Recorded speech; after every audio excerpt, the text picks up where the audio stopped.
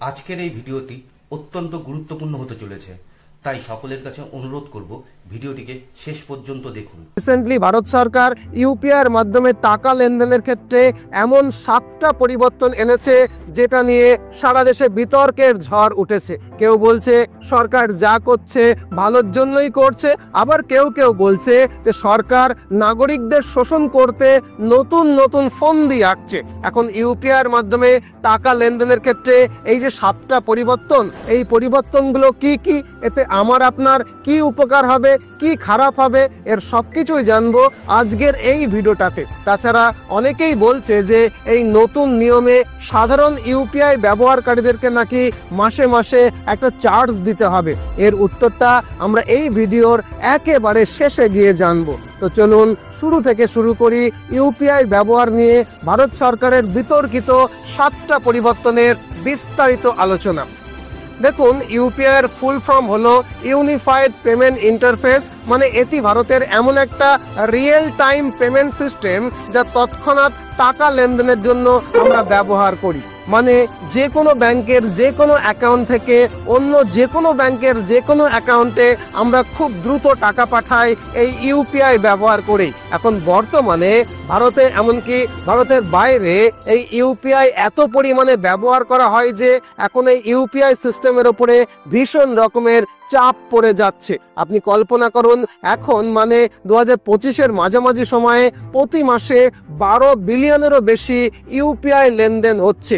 12 billion মানে 1200 কোটি বার লেনদেন হচ্ছে এক মাসে, যার ফলে দেশের ব্যাংকিং এবং আর্থিক পরিকাঠামোর ওপরে, বিশেষ করে ইউপিআই সিস্টেমের ওপরে সাংঘাতিক রকমের চাপ পড়ছে। তাছাড়া আপনি নিশ্চয়ই জানেন যে এখন প্রতিটা ব্যাংকের নিজস্ব ইউপিআই অ্যাপ রয়েছে। তাছাড়া রয়েছে ফোনপে, গুগল পে, পেটিএম এর মতো বহু থার্ড পার্টি অ্যাপ। এর ফলে প্রতি সেকেন্ডে দেশ জুড়ে এত পরিমাণে ইউপিআই লেনদেন চলছে যে ইউপিআই সিস্টেমের ওপরে প্রচণ্ড লোড পড়ে যাচ্ছে। আর এর ফলে রিসেন্টলি ইউপিআই পেমেন্ট ফেল করার সংখ্যা ভীষণভাবে বেড়ে গেছে। বিশেষ করে পিক ট্রাফিক আওয়ারে, যেমন ধরুন সন্ধ্যা 7টা থেকে 8টার সময় যখন মানুষ বাজারে যায়, রেস্তোরাঁয় যায়, তখন পেমেন্টের লেনদেন বেশি হয়, ফলত তখনই লেনদেন ব্যর্থ হওয়ার সম্ভাবনা বেশি থাকে। তাই এই পিক আওয়ারে ইউপিআই সিস্টেম যাতে সঠিকভাবে কাজ করে, যাতে পেমেন্ট ফেল না করে যায়, তার জন্য national payment corporation of India NPCI UPI ব্যবহারকারীদের জন্য বেশ কিছু নতুন অপারেশনাল নিয়ম নিয়ে এসেছে। এই নতুন নিয়মগুলোর উদ্দেশ্য হলো ইউপিআই সিস্টেমের ওপর থেকে অযথা লোড কমিয়ে ইউপিআই ব্যবস্থাটাকে আরও স্থিতিশীল করা। আরেকটি গুরুত্বপূর্ণ বিষয় হলো, অনেক সময় ইউপিআই দিয়ে মানুষ বারবার ব্যালেন্স চেক করে এবং নানান রকমের এনকোয়ারি করে। বহু ক্ষেত্রে অদরকারি ক্ষেত্রে এটা করে থাকে। এতে সিস্টেমের ওপরে অযথা অপ্রয়োজনীয় চাপ তৈরি হয়। এই অপব্যবহার রোধ করবার জন্যও কিন্তু কিছু কিছু নিয়ম তৈরি হয়েছে। এছাড়া যে সমস্ত কোম্পানি থার্ড পার্টি অ্যাপ চালায়, মানে গুগল পে, ফোনপে, এই কোম্পানিগুলোকে আগে কোনো ফিস দিতে হতো না, এখন থেকে কিন্তু তাদেরকে বেশ কিছু পরিমাণে ফিস জমা করতে হবে ব্যাংকে। অবশ্য কেউ কেউ বলছে এখন থেকে সাধারণ ইউপিআই ব্যবহারকারীদের ক্ষেত্রেও একটা ফিস কাটা হবে, মানে চার্জ দিতে হবে। তবে এই কথাটা সত্যি কিনা সেটা এই ভিডিওর একেবারে শেষে গিয়ে আলোচনা করব। এবার চলুন ইউপিআই ট্রানজ্যাকশনের ক্ষেত্রে যে 7টা নতুন নিয়ম চালু করা হয়েছে সে সম্পর্কে একে একে বিস্তারিতভাবে জানি। প্রথম নিয়ম হলো ইউপিআই অ্যাপে ব্যালেন্স চেকের ক্ষেত্রে একটা লিমিট আনা হচ্ছে, অর্থাৎ দিনে আপনি কতবার অ্যাকাউন্টের ব্যালেন্স চেক করতে পারবেন তার একটা নির্দিষ্ট লিমিট বা সীমা থাকবে। যদিও বেশিরভাগ মানুষ এটা খুব বেশিবার করে না, হয়তো মাসে একবার বা দুবার করে, কিন্তু এমন কিছু ইউজার রয়েছে, বিশেষ করে মার্চেন্ট বা ভেন্ডাররা, যারা প্রতিদিন বহুবার ব্যালেন্স চেক করে পেমেন্ট এসেছে কিনা। নিয়ম অনুযায়ী ইউপিআই অ্যাপসে আপনি দিনে 50 বারের বেশি ব্যালেন্স চেক করতে পারবেন না। এখানে একটা বিষয় উল্লেখ করতে হয়, অনেক অ্যাপ আছে যেগুলো আপনি যতবারই খোলেন ততবারই অটোমেটিক্যালি ব্যালেন্স রিফ্রেশ করে দেয়। এই ফিচারগুলোর কারণেও সার্ভারে কিন্তু অতিরিক্ত একটা চাপ পড়ে। তাছাড়া প্রতিটি লেনদেনের পরে ইউপিআই অ্যাপ অটোমেটিক্যালি রিফ্রেশ হতে থাকে, যার ফলে পুরো অ্যাপ্লিকেশন প্রোগ্রামিং ইন্টারফেস মানে API এর উপরে অপ্রয়োজনীয় লোড পড়ে যায় এবং ইউপিআই এর পুরো সিস্টেমের ওপরে অত্যাধিক চাপ তৈরি হয়ে যায়। আর এই কারণে এই সিদ্ধান্ত নেওয়া হয়েছে যে একজন ব্যবহারকারী দিনে সর্বোচ্চ 50 বার পর্যন্ত অ্যাকাউন্টের ব্যালেন্স চেক করতে পারবে। অর্থাৎ যদি আপনি ইউপিআই অ্যাপ খোলেন, বারবার সেটা রিফ্রেশ হয়, তাহলে 50 বারের বেশি ব্যালেন্স চেক হয়ে গেলে অটোমেটিকভাবে আর ব্যালেন্স দেখাবে না। এটা একটা গুরুত্বপূর্ণ পরিবর্তন। তবে ব্যালেন্স চেক করতে গেলে টাকা কাটবে এরকম কোনো নিয়ম কিন্তু আসেনি। আশা করি এই প্রথম নিয়মটা আপনারা বুঝতে পারলেন। এখন দ্বিতীয় নিয়ম হলো ইউপিআই এর সঙ্গে অ্যাকাউন্ট লিস্টিং এর ম্যাক্সিমাম লিমিট আনা হয়েছে। যেমন ধরুন গুগল পে বা ফোনপের মতো যে কোনো ইউপিআই অ্যাপে আপনার অনেকগুলো ব্যাংকে আপনি যুক্ত করতে পারেন, 10টা 20টা এমনকি 25টা ব্যাংকের অ্যাকাউন্ট পর্যন্ত যোগ করতে পারেন। যখনই আপনি অ্যাপটি খোলেন বা কাউকে টাকা পাঠাতে যান, সেই সময় পুরো অ্যাকাউন্টের তালিকাটাই লোড হয়। তারপরে আপনাকে যে কোনো একটা ব্যাংক অ্যাকাউন্টকে সিলেক্ট করতে হয়। এখন নতুন তৈরি নিয়ম অনুযায়ী দিনে সর্বোচ্চ 25 বার পর্যন্তই অ্যাকাউন্ট লিস্ট রিকল করা যাবে। এর ফলে ইউপিআই সিস্টেমে এনকোয়ারির সংখ্যা কমবে এবং সার্ভারের ওপরেও চাপ কমবে, যার মাধ্যমে ইউপিআই সিস্টেমটা আরও স্মুথলি চলবে। তো এই গেল দ্বিতীয় পরিবর্তন। আশা করি আপনারা বুঝতে পারলেন।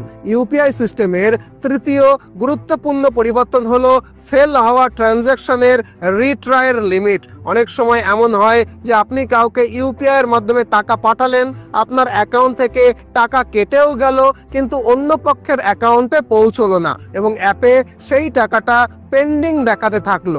তখনই বিভ্রান্তি তৈরি হয় যে আবার কি টাকা পাঠাবেন, পাঠালে যদি দুটোই সাকসেসফুল হয়ে যায় তখন কি হবে। এই সমস্যা সমাধানের জন্য এই নতুন নিয়মটি তৈরি হয়েছে যে একটা লেনদেন সর্বোচ্চ 3 বার পর্যন্ত রিট্রাই করা যাবে। বিশেষ করে পিক আওয়ারে দুপুর 10টা থেকে 1টা এবং সন্ধ্যা 5টা থেকে 9টা পর্যন্ত। এই সময়টাতে যেহেতু লোড বেশি থাকে, তাই এই লিমিটের ব্যাপারটা এই সময়ে বিশেষভাবে কার্যকরী করা হবে। যদি দেখা যায় যে 3 বারের মধ্যেও লেনদেন হলো না, তাহলে সেটাকে ফেইল্ড ট্রানজাকশন বলে গণ্য করা হবে। এতে করে আপনি বুঝতে পারবেন যে পেমেন্ট হয়নি এবং আপনি অন্য অ্যাপ বা অন্য অ্যাকাউন্ট ব্যবহার করে পুনরায় লেনদেন করতে পারবেন। এখন আজকের দিনে প্রায় সবারই কমপক্ষে 2-3টি ইউপিআই অ্যাপ থাকে, যেমন ফোনপে, গুগল পে, পেটিএম বা কোনো ব্যাংকের নিজস্ব অ্যাপ যেমন এসবিআই, আইসিআইসিআই এরকম অ্যাপ। চাইলে আপনি ভীম অ্যাপও ব্যবহার করতে পারেন, যেটা অনেক ভালো কাজ করে। সব ক্ষেত্রেই কিন্তু এই নিয়ম লাগু হবে। এই নিয়মের উদ্দেশ্য হলো ইউপিআই সিস্টেমকে ব্লক বা ক্লক হয়ে যাওয়া থেকে রক্ষা করা।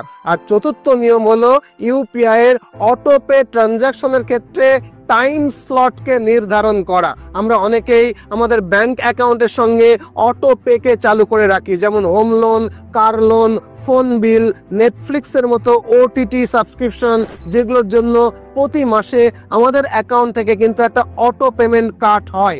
আগে এগুলো পিক আওয়ারেই হয়ে যেত, যেমন সকাল 10টা থেকে 1টা অথবা 5টা থেকে রাত্রি 9টার মধ্যে। এখন থেকে এই অটোপে ট্রানজাকশনগুলো পিক আওয়ারে হবে না, শুধুমাত্র নন পিক আওয়ারেই হবে, যাতে ইউপিআই সার্ভারের ওপরে অতিরিক্ত চাপ না পড়ে। এই পরিবর্তনের পেছনেও মূল উদ্দেশ্য সেই একটাই, পিক আওয়ারের সময় ইউপিআই সিস্টেমে যাতে লোড কম পড়ে এবং ইউপিআই সিস্টেম স্মুথলি কাজ করতে পারে। তাছাড়া অনেক সময় দেখা যেত অটোপে ট্রানজাকশন শুরু হলে ব্যাংক থেকে টাকা কাটতে পারছে না এবং এর ফলে ইএমআই মিস হয়ে যাচ্ছে, বিল মিস হয়ে যাচ্ছে। এই সমস্যাগুলো এড়াতেও কিন্তু এই পদক্ষেপ নেওয়া হয়েছে। এই পরিবর্তনটা আশা করি বুঝতে পারলেন। এখন পঞ্চম গুরুত্বপূর্ণ পরিবর্তন এপিআই রেট কন্ট্রোল, টিপিএস এবং ভেলোসিটি মনিটরিং। এই নতুন নিয়মে মূলত বলা হয়েছে যে প্রতিটা ইউপিআই অ্যাপে প্রতি সেকেন্ডে ঠিক কতগুলো লেনদেন বা ট্রানজাকশন হবে তারও একটা নির্দিষ্ট লিমিট বা সীমা বেঁধে দেওয়া হবে। এটাকে বলে টিপিএস বা ট্রানজাকশন পার সেকেন্ড। যেমন জিপে, ফোনপে, পেটিএম বা বিভিন্ন ব্যাংকের নিজস্ব অ্যাপ প্রতিটা অ্যাপের ক্ষেত্রেই ঠিক করে দেওয়া হবে যে প্রতি সেকেন্ডে সর্বোচ্চ কতগুলো লেনদেন তারা করতে পারবে। যদি কোনো অ্যাপ এই নির্ধারিত সীমা ছাড়িয়ে যায় তাহলে সেখান থেকে কিছু সময়ের জন্য ইউপিআই লেনদেনকে বন্ধ রাখা হবে অথবা সেই লেনদেনগুলো অস্থায়ীভাবে বাতিল করা হবে, যাতে সার্ভার অতিরিক্ত চাপের মুখে না পড়ে। এছাড়াও ভেলোসিটি মনিটরিং নামে আরও একটা নিয়ম আসছে। এর মানে হলো কোনো অ্যাপ থেকে কতবার অনুরোধ আসছে, যেমন ব্যালেন্স চেক, পেমেন্ট রিকোয়েস্ট ইত্যাদি পাঠানো হচ্ছে, সেটার ওপরেও কিন্তু নজর রাখা হবে। অতিরিক্ত অনুরোধ পাঠানো হলে সেটাও নিয়ন্ত্রণে আনা হবে। এই নিয়মগুলোর মূল উদ্দেশ্যই হলো অতিরিক্ত লোড পড়া থেকে ইউপিআই সার্ভারকে বাঁচানো।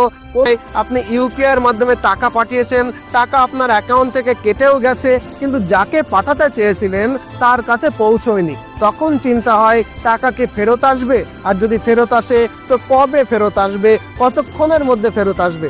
এই ধরনের বিভ্রান্তি এবং অভিযোগের পরিপ্রেক্ষিতে এবার রিফান্ড এবং চার্জব্যাকের ক্ষেত্রেও নির্দিষ্ট সময়সীমা বাধ্যতামূলক করা হয়েছে। মানে যদি কোনো লেনদেন ব্যর্থ হয় তাহলে টাকা ফেরত পাওয়ার জন্য কতদিন লাগবে সেটাও স্পষ্টভাবে জানিয়ে দেওয়া হবে। এছাড়া নতুন একটা ট্র্যাকিং সিস্টেম চালু হচ্ছে, যেখানে আপনি দেখতে পাবেন কত টাকা কাটা হয়েছে, কতটা ফেরত এসেছে বা আসবে, এবং সেটা কতক্ষণের মধ্যে বা কতদিনের মধ্যে আসবে।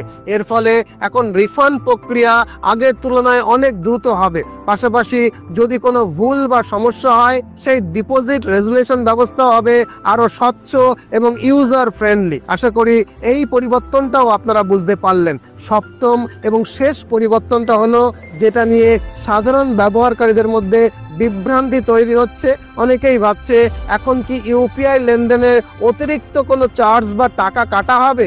এর উত্তর হলো না, সাধারণ ব্যবহারকারীদের ক্ষেত্রে কোনো চার্জ কাটা হবে না। আসলে এটি নতুন ব্যবস্থা চালু হয়েছে যাকে বলা হয় ইউপিআই এগ্রিগেটর চার্জ, কিন্তু এটি শুধুমাত্র ব্যাক এন্ড লেভেলের জন্যই প্রযোজ্য। এর মানে যে সমস্ত পেমেন্ট এগ্রিগেটর মানে গুগল পে, ফোনপে ইত্যাদি অ্যাপের যে কোম্পানি তারা যে ইউপিআই সুবিধা দিচ্ছে, সেই কোম্পানিগুলোকে এখন নির্দিষ্ট পরিমাণে একটা চার্জ ব্যাংকগুলোকে দিতে হবে বা জমা করতে হবে। আপনাকে বা আমাকে এর জন্য কোনো চার্জ কিন্তু দিতে হবে না, এটা ওই কোম্পানি দেবে। কেন দেবে? কারণ দেখুন, আপনি যখন ইউপিআই টাকা পাঠান তখন লেনদেনটা হয় এক ব্যাংকের অ্যাকাউন্ট থেকে আর একটা ব্যাংকের অ্যাকাউন্টে, মানে লেনদেনের পুরো চাপটাই যায় ব্যাংকের ওপর দিয়ে। কিন্তু ইউপিআই অ্যাপগুলো এর মাধ্যমে লাভ করছে এই পেমেন্ট অ্যাপ্লিকেশন থেকে, কিন্তু সেই লাভের অঙ্কের টাকা ব্যাংকে দিচ্ছে না। তাই এবার ঠিক হয়েছে যে এগ্রিগেটর মানে পেমেন্ট অ্যাপ কোম্পানিগুলোকে ব্যাংকে কিছু চার্জ দিতে হবে, যদিও সেটা খুব সামান্য পরিমাণে,